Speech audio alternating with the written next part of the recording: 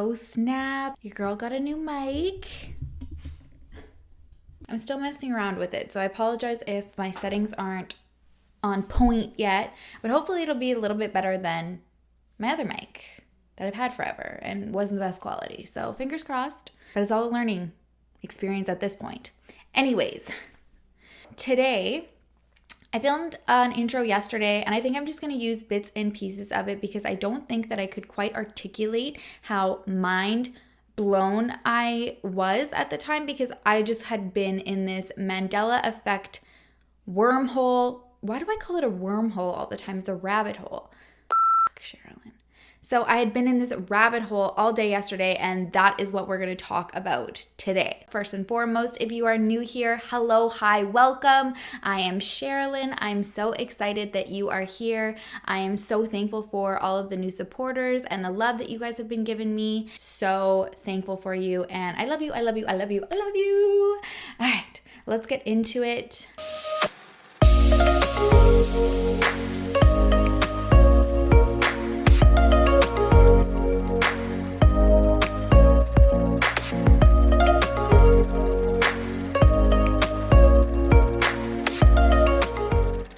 If you know what the Mandela Effect is, but for those who don't know what the Mandela Effect is, here's a little breakdown. Basically, that there's like changes in an alternate universe, kind of like the movie The Butterfly Effect, where it goes back and rewrites one little thing and it changes the course of everything. It's almost like things have been changed, but we remember them so clearly and vividly. People who want to look into it like as a scientific and psychological aspect, they say, okay, well, it's just false memories, and that our minds are really powerful and they can suggest that we've seen and remembered things and that we're so adamant on them, but really it didn't happen. But like my view on it is so many people remember, and that's their mind remembering that they've seen something and then they're told it never was. And this has just been with my mind so much. And you know what's weird also? It's like hard for me to get like a crisp, nice, concrete definition that doesn't have a little twist of it's a false memory. They don't want us to look into this. They want us to believe you've got false memories, okay? So this is one that is exactly like this. So the Mandela Effect refers to a situation in which a large mass of people believe that an event occurred when it did not. But it fucking did. Looking at the origin of the Mandela Effect, some famous examples, as well as some potential explanations for the strange confluence of perception, can help to shed light on this unique phenomenon. So the name Mandela Effect began when it was first coined in 2009 by Fiona Broome. So she was at a conference talking with other people about the tragic passing of Nelson Mandela in South Africa, in prison, in the 80s. But then Nelson Mandela was not dead, and he didn't die in prison or in the 80s, and he actually died in 2013. She wasn't the only one to believe this. There was hundreds of people who believed this, and thousands of people, and that they remembered this. As I started looking into it, I saw an episode of Shane Dawson's. He's great. I'll link his channel below. A lot of people who don't know of Shane, right now they've heard a lot about him because of the conspiracy palette. By the way, we are going to be announcing the winner of that at the end of this video. But he also is like an OG YouTuber. Really, really, really entertaining channel. You can spend days on there. Anyways, he actually was able to find evidence. There was actually a book published and it had the date of Nelson Mandela's death in it. And it was not in the 2000s at all. So there's a book called English Alive, and it was published on October 1st of 1991. And inside of that book is a quote that says, Nelson Mandela died on the 23rd of July in 1991. Like it was published. So if it didn't happen, how are you putting that in a history book with a date clearly marked? Right there. If you've seen the Michael Jackson video, you know I can't ever really solidly stick to something. I waver back and forth, and it's because it's hard to accept that something isn't what it is supposed to be or what it has been or what it seems. I just can't grasp that, saying that, oh, there's an alternate reality that doesn't sound logical, you know? But I think there is. And I also think we're in a simulation lately. I swear, when I was in the airport, I saw this guy who was in the airport the last time I was at the airport with his friend, and then like was looking at me weird, and I was like, is this dude part of like my simulation where he's like goes on vacation at the same time, like, you know, like in The Sims where you just like are allotted like certain characters and then they kind of like recycle? Like, is this dude and his little travel buddy vacation buddies? Like, what were the chances? We had just gone to Mexico a few weeks before, and that's where I'd seen them, and then we went back to Mexico on the other side. Like, what would the chances have been? I think we're in a simulation.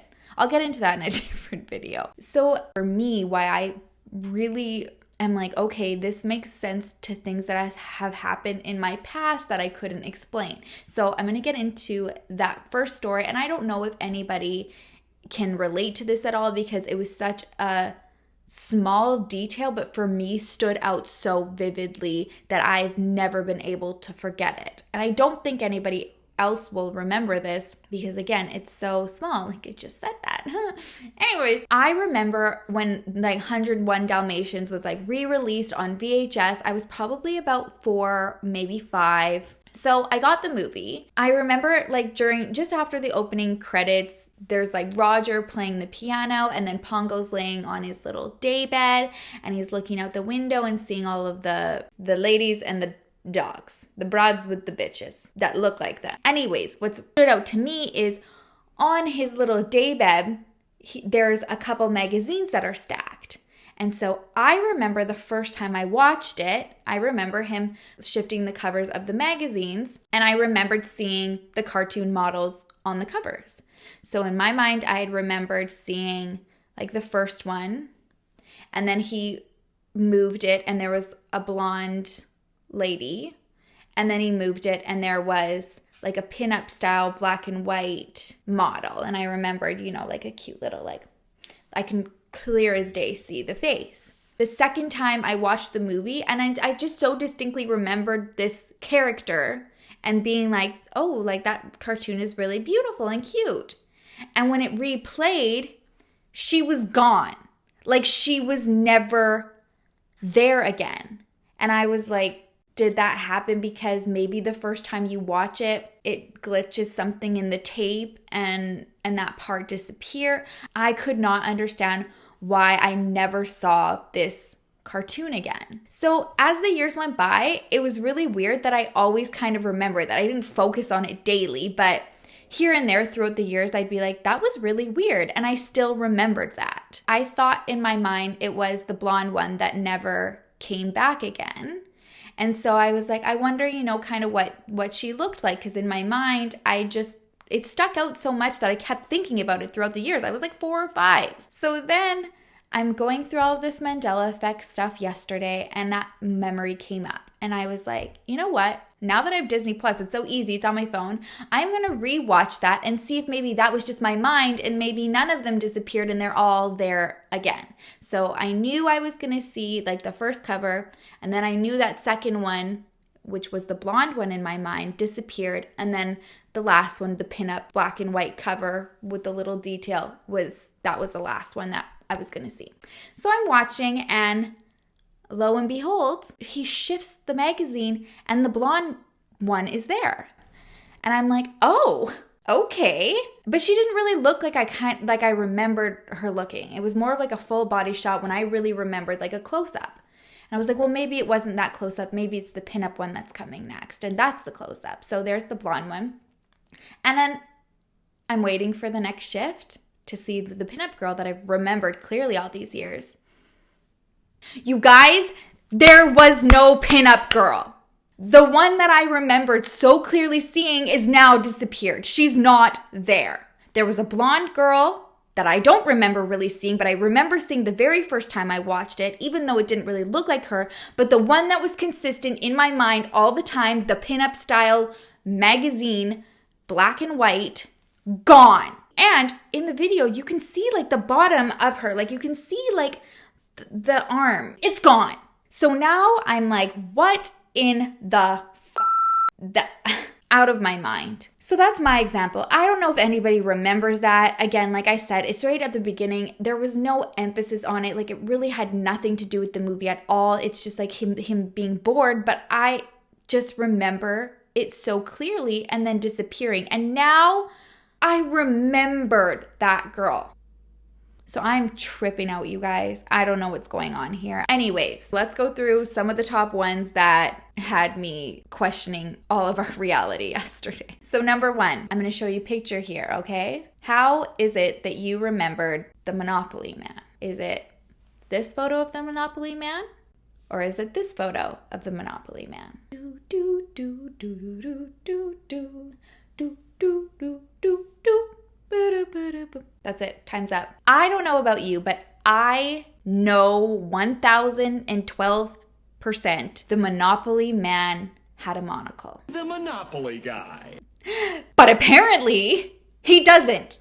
Never has, never did. So I pulled out my Monopoly board game.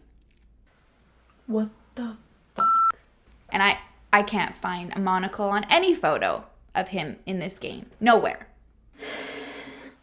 Okay. So I thought maybe it's just because I have a newer version. Well, this is like a new edition. See that? Those guys? Mm-hmm. Yeah, no monocle. No monocle. No monocle. None. None. None. None. None. None. None. None. But what the fuck? And I looked and I searched and I can't find anything online that shows the Monopoly Man with a monocle. Like, am I crazy? Do not pass go. Do not collect $200. Are we in a simulation, you guys, for real? Like, he had one. Okay, next one.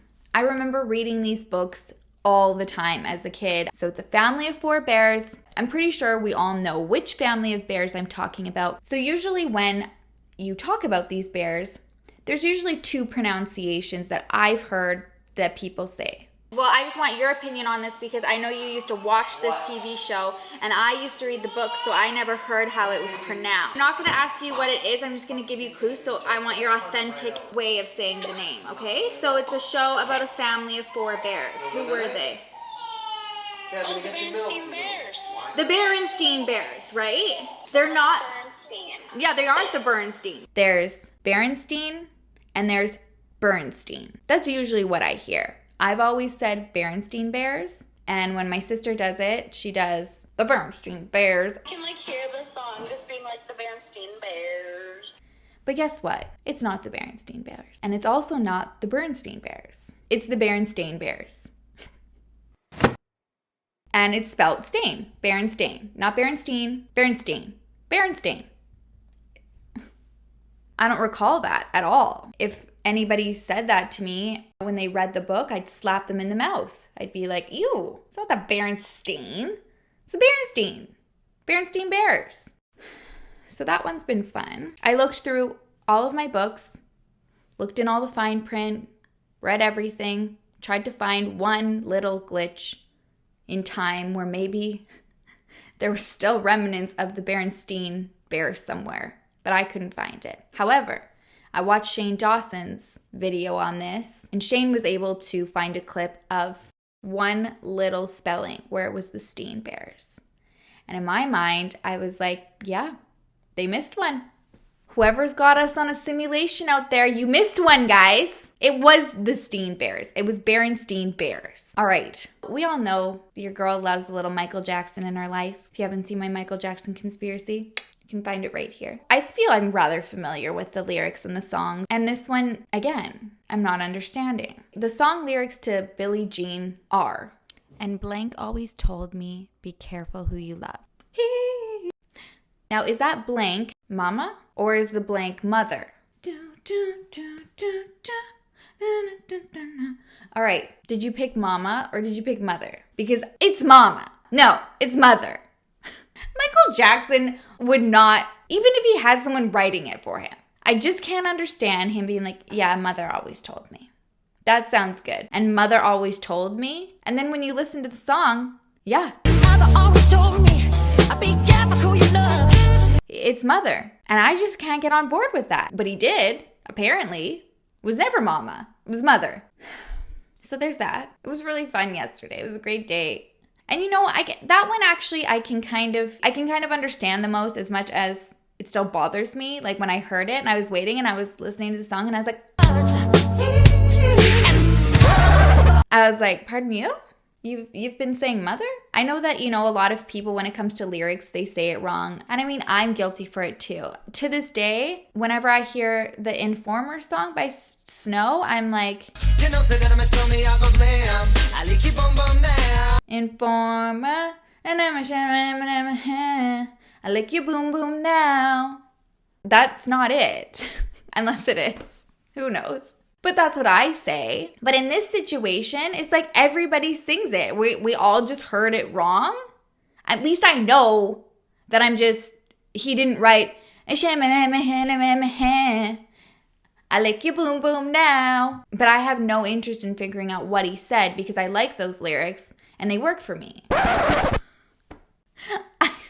They don't work for me. I don't like licking boom boom. That's not what I'm trying to get at, but I like the sound of it. Okay, whatever. Let's just stop there. We're done with that conversation. Anyways, the point is I can see how people make up lyrics, but it just fits and it flows and it sounds like Michael Jackson. I can't see the mother, but here we are. So I have to see it and I have to accept it because those are the lyrics. So from now on, kids, when someone says mama, just shatter their dreams and throw in a mother, okay? They've all turned my brain to mush, and I just want to go to sleep and curl up in a little ball and try to figure this all out. So this one, I was actually watching another Mandela Effect, and they talked about this. And they were talking about how people confuse all the time the movie in the 90s called Shazam. So when I say that movie, I think a lot of people can visualize. They're like, oh yeah, Shazam. Is that the one with Shaq or is that the one with Sinbad? They're like, no, that wasn't the one with Sinbad or Shaq. The one with Shaq is called Kazam. And I'm like, Kazam? Okay. I didn't even really remember that the name was Kazam. Which one was Sinbad's and which one was Shaq's? I remembered Shazam. But Kazam, I was like, huh. But anyways, I was like, all right, fair enough. There's the movie. Then Shazam must have been Sinbad's one.